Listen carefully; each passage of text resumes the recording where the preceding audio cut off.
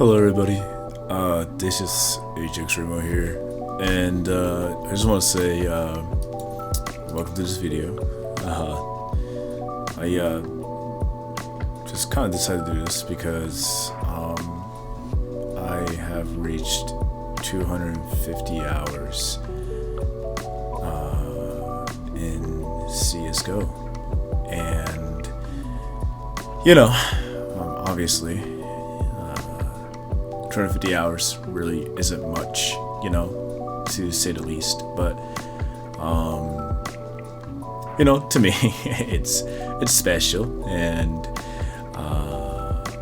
I just kind of wanted to talk about what I learned about the game, and talk about why I started playing the game.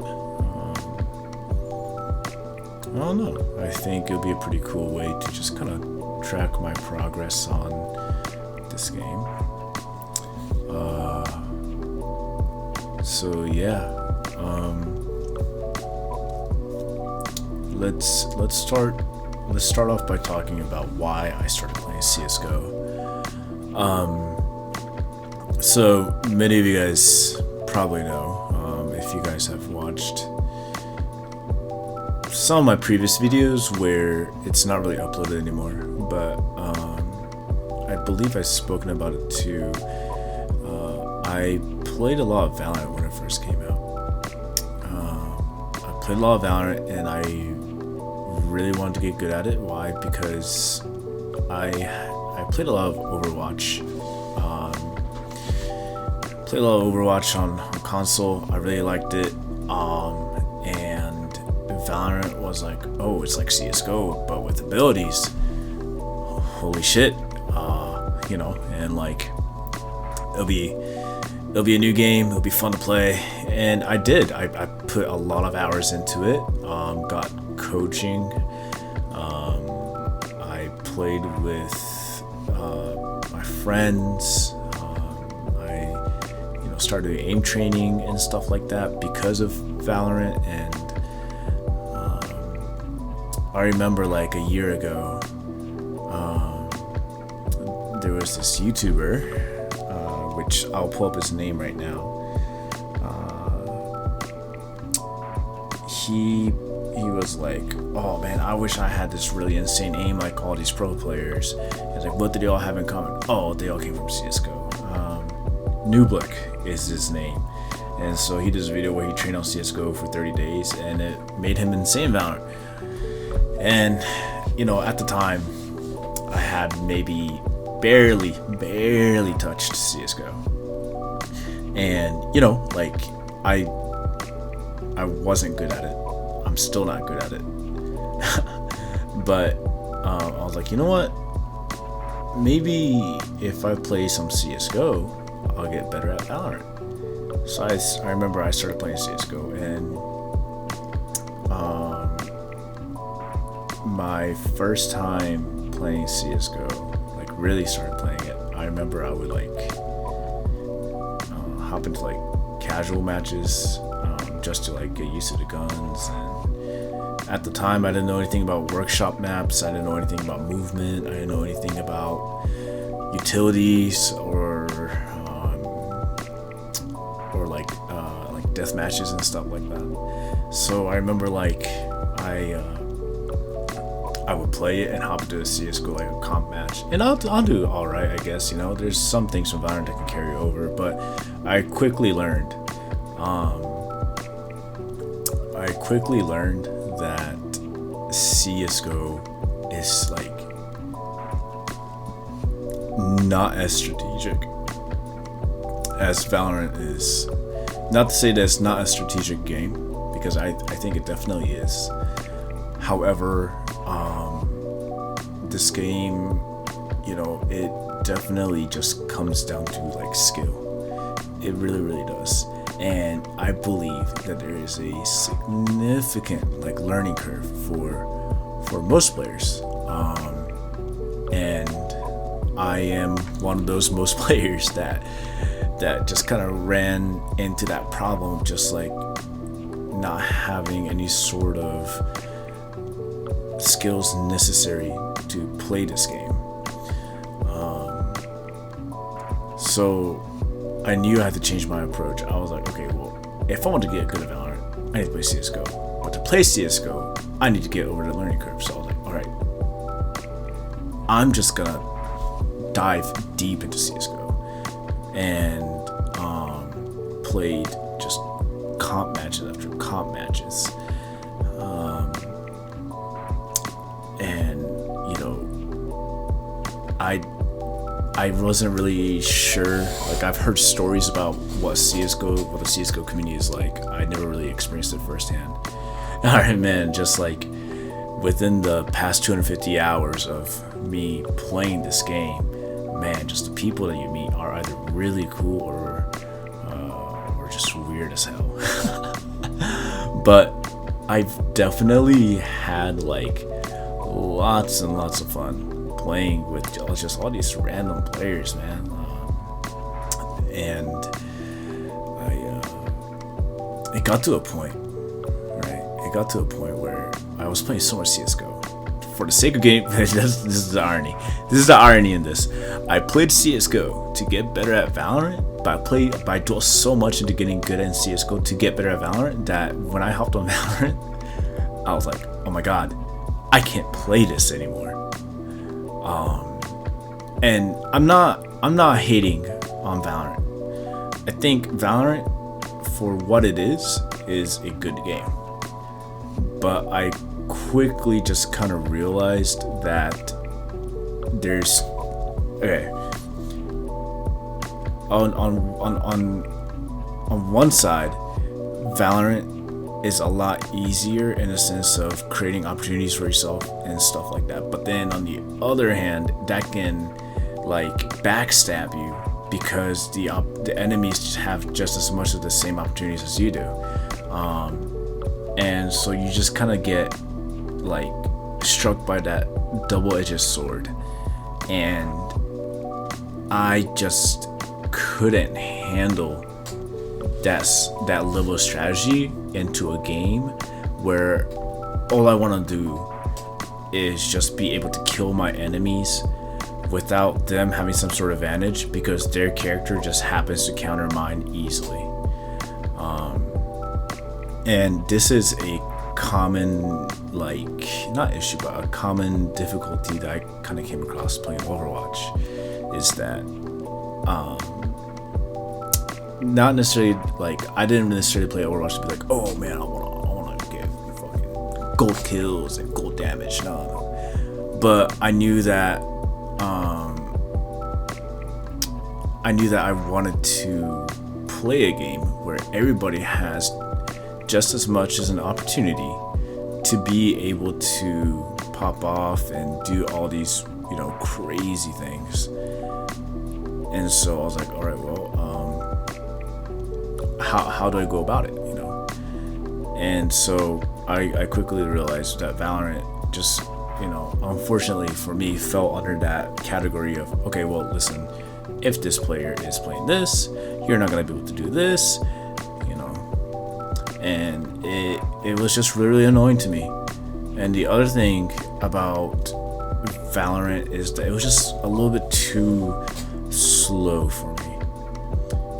Not to say that CSGO is not a slow game, but I think when you compare the two, with CSGO, I think the boredom factor of like winning between rounds and stuff like that is like scaled way down compared to Valorant. And like I said, these are just my opinions, right? I don't expect you guys to necessarily agree with me. And you know, I just couldn't play Valorant anymore. I was like, dude, this game is just gonna get me frustrated because playing CSGO so much, I'm like, oh my gosh, there's a really certain way I want to play this, but it's not allowing me because it's not CSGO. What do? Play more CSGO. And I played more and more, and I just kept on getting into it, kept on doing it, kept on practicing, doing all these different things, and before I knew it, I had 250 hours. So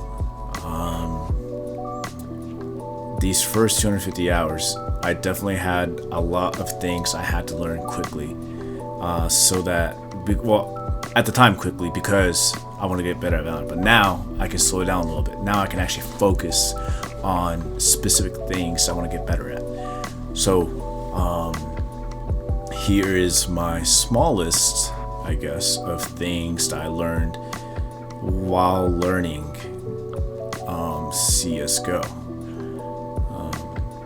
So not all these are directly applicable in the sense that, oh, these are like facts, or these are legitimate like rules you gotta follow. No. But these are definitely more so mindsets that I learned, and like principles that I kind of not really came up with, but just kind of like learned as I played, so that I can get better at this game.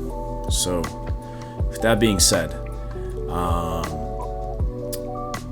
the first thing that I really started dwelling into was not my aim, but it was actually my utility usage. So when I played Valorant, I played a lot of Sova, and I had this common problem where I wasn't using my shock darts at all. Why? Because to be completely honest with you, yeah, the shock dart is a simple thing to use, but annoying to kind of set up sometimes, especially depending on what you want to do, right? So in CSGO, I really enjoy the way they kind of did the whole utility thing. You have so many different options, all the way from Incid to a decoy, smoke, flash, grenade, and you can use those to in crazy ways, and that is the one thing I enjoy about Valorant, and the same thing I enjoy about this game is the amount of creative things you can do. And I started learning, okay, so when should I flash, when should I smoke, where should I smoke, where should I throw my incid, stuff like that.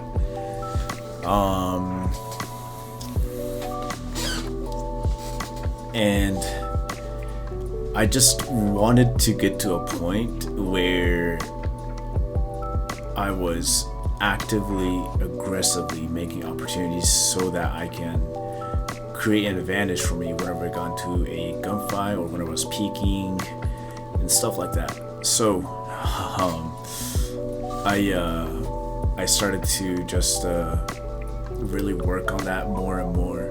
And right now you're watching a game on Mirage, and I don't think I went a single time when I was on the CT side of the half.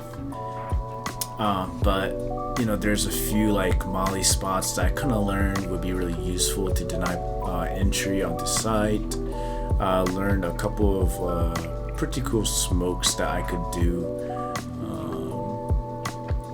I learned on Mirage how to flash mid for your teammate who might be peeking from nest looking down mid. And in other maps too, I realized, oh no, I don't really know these spots and stuff like that. So I just started to kind of create an opportunity as I went. What I mean by that is no matter what map it was, I just need to be as adaptable as I could be, depending on the situation, depending on what or who we're fighting against. And it was cool. It was really cool, because the more I did it, the more I tried and failed, the more I was learning these different tactics that just really made the game so much more fun to play.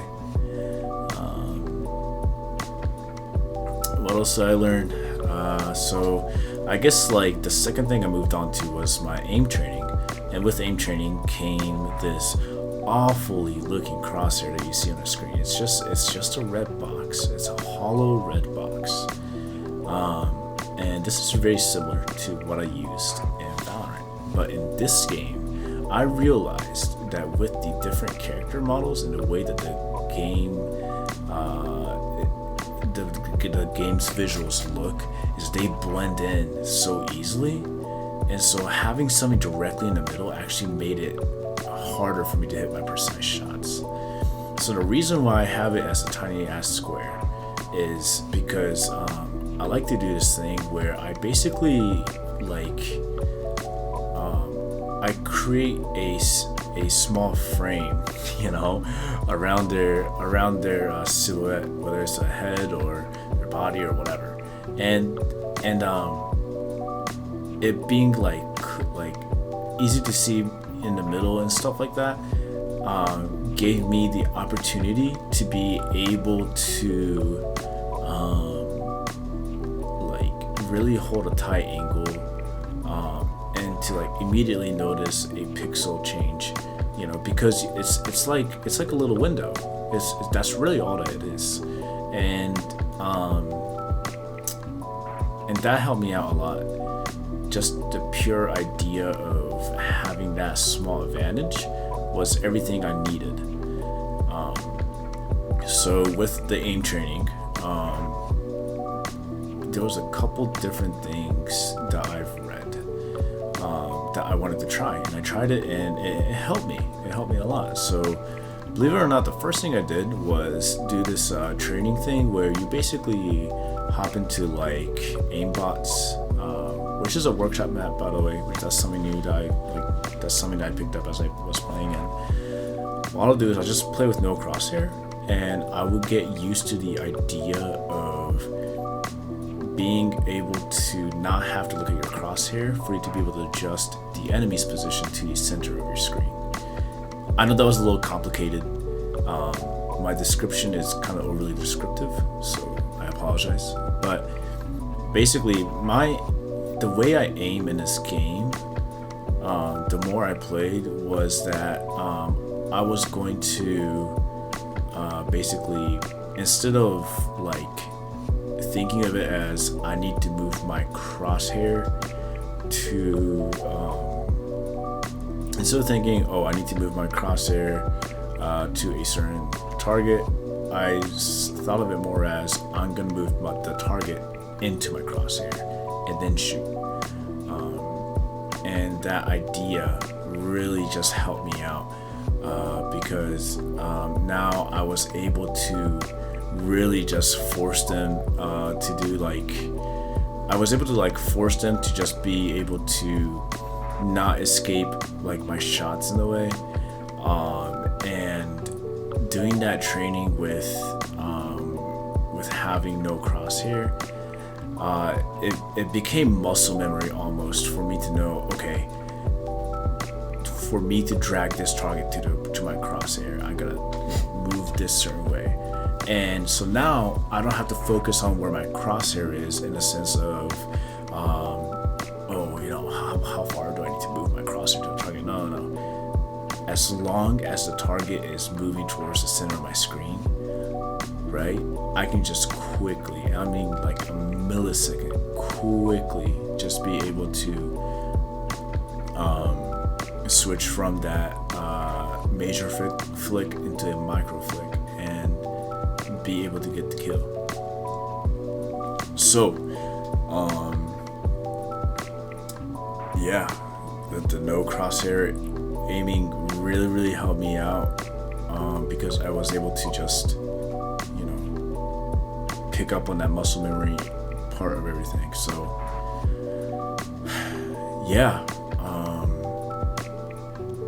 I guess a couple other things I learned is just take your time to learn how to play this game.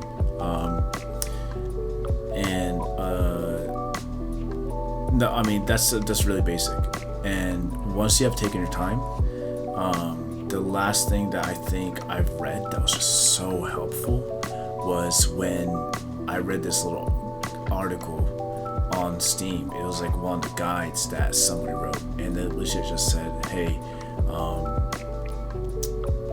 be confident in the risks you take instead of being insecure, because nothing good ever comes out out of insecurities.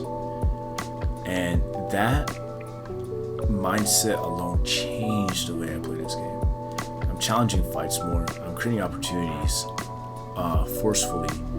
And, you know, it's a 50-50. But because of the practices I'm doing, that 50-50 now has a higher chance of me winning. And so I was really happy with the results when I learned that. So I'm hoping by hour 500, my goal is to really be able to focus down on using my utility correctly, understanding what weapons to buy depending on where you're going, and also like knowing good positioning, knowing different like really good angles and stuff like that. So I am really just looking forward to seeing how all this will turn out by hour 500, and I'm hoping that there's a lot of improvements there. And you know, like I said, this isn't necessarily for entertainment purposes. This is just me keeping track of where I've been, because a lot of times I just like to look back to my videos and be like, huh, those were some good times. And so either way, if you enjoyed this video, you know, thanks for enjoying it. I'm not gonna ask you guys to subscribe or comment or like or anything like that, just because like I said, don't get me the wrong, like, don't take this the wrong way. I don't necessarily make YouTube videos for other people's entertainment. I just do it because I like to look back on stuff, and for me, this is just one of my favorite ways of capturing my memories. So,